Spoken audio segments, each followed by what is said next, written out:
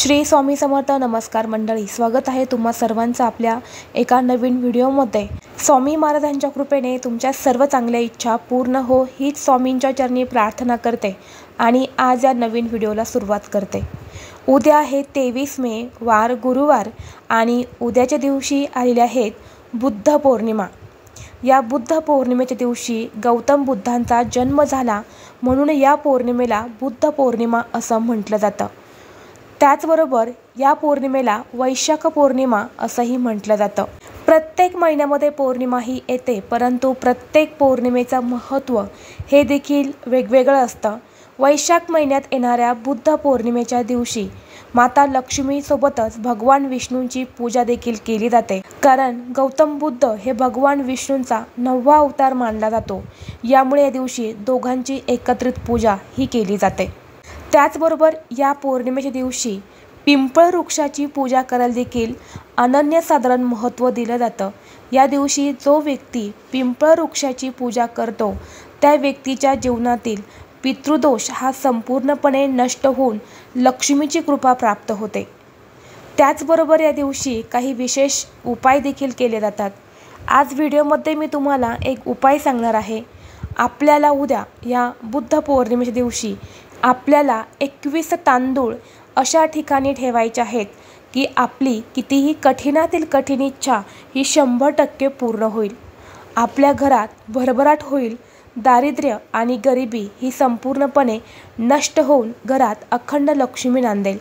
असा हा 21 तांदूळांचा अतिशय प्रभावी उपाय मी तुम्हाला आज या व्हिडिओमध्ये सांगणार आहे.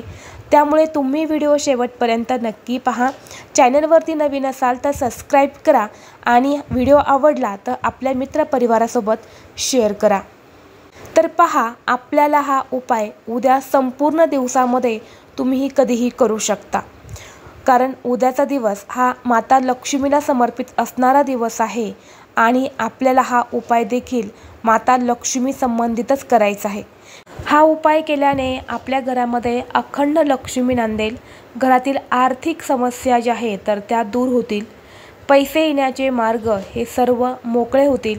घरामध्ये लक्ष्मी टिकायला सुरुवात होईल आणि यामुळे घरामध्ये भरभराट होईल आणि लक्ष्मी स्थिर राहिल्याने आपल्या घरातील दरिद्री ही संपूर्णपणे नष्ट होईल.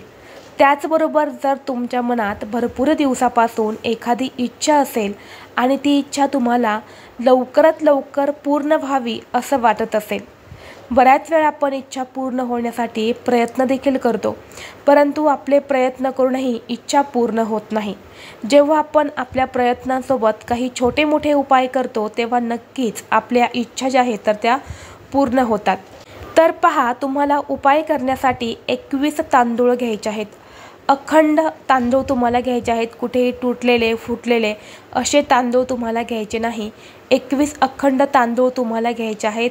या तांदूळावर तुम्हाला थोडंसं हळदी आणि कुंकू टाकायचं आहेत. लाल पिवळ्या अक्षता तुम्हाला बनवायच्या आहेत. यानंतर हे तांदूळ तुम्हाला एका वाटीमध्ये घेऊन तुमच्या देवघरासमोर बसायचं आहे. देवघरासमोर बसल्यानंतर देवघरामध्ये एक दिवा अगरबत्ती तुम्हाला प्रज्वलित करून घ्यायची आहे. 21 तांदूळ हे तुम्हाला एका वाटीमध्ये घेऊन एका आसनावरती बसायचं आहे. त्या 21 तांदूळातला एक दाणा तुमच्या हातामध्ये घ्यायचा आहे आणि तुम्हाला एक वेळा महालक्ष्मी अष्टकमचं पठण करायचं आहे. यानंतर मनातल्या मनात इच्छा व्यक्त करायची आणि तो तांदूळ तुम्हाला लक्ष्मीच्या मूर्तीसमोर किंवा फोटोसमोर तुम्हाला अर्पण करायचा आहे. यानंतर पुन्हा दुसरा तांदूळ तुम्हाला हातात घ्यायचा. एक वेळा महालक्ष्मी अष्टकमचं पठण करायचं, तुमची इच्छा व्यक्त करायची आणि दुसरा तांदूळ तुम्हाला तिथे अर्पण करायचा आहे. अशा पद्धतीने तुम्हाला 21 वेळा महालक्ष्मी अष्टकम 21 तांदूळावरती म्हणायचं आहे.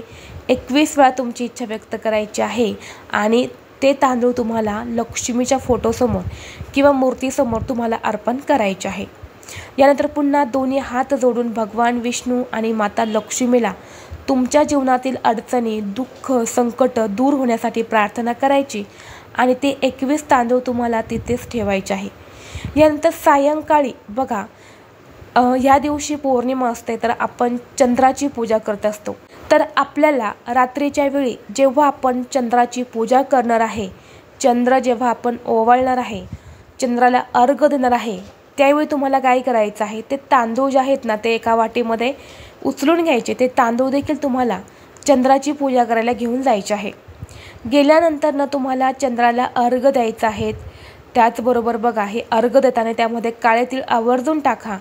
या दिवशी चंद्र प्रकाशामधून चंद्रदेव आपल्याला आशीर्वाद देत असतात आणि जेव्हा चंद्राचा प्रकाश आपल्यावरती पडतो तेव्हा बघा, आपल्या मनात असणारे वाईट विचार, वाईट पाप जे आहेत ना ते नष्ट होतात आणि आपल्याला काही आजारपण असेल तर ते सुद्धा दूर होतं असं म्हटलं जातं. म्हणून पौर्णिमेच्या दिवशी चंद्राचा प्रकाश आपल्यावरती पडेल असं 15 मिनटं आपण चंद्रप्रकाशामध्ये उभं राहावं असं म्हटलं जातं. म्हणून तुम्हाला काय करायचं आहे, अर्घ्य दिल्यानंतरनं चंद्राची पूजा करून झाल्यानंतरनं ते 21 तांदूळ जे आहेत तर ते तुम्हाला तुळशी मातेला अर्पण करायचे आहेत. तुळशीला स्पर्श करू नका, कारण संध्याकाळी तुळशीला स्पर्श केला जात नाही. फक्त बाजूनेच तुम्हाला तुळशीच्या मुळाशी हे तांदूळ 21 तुम्हाला अर्पण करून द्यायचे आहेत आणि तुळशीला देखील दिव्याने तुम्हाला वळवून घ्यायचे आहेत. कारण तुळशीला देखील माता लक्ष्मीचं प्रतीक मानलं जातं आणि या दिवशी तुळशीवर देखील चंद्राचा प्रकाश हा पडत असतो.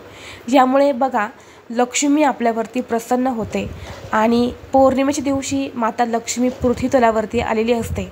म्हणून तिची उपासना करणाऱ्यांना ती धनधान्य समृद्धी प्रदान करत असते. यामुळे आपल्याला हा 21 तांदूळांचा प्रभावी उपाय उद्या नक्की करायचा आहे.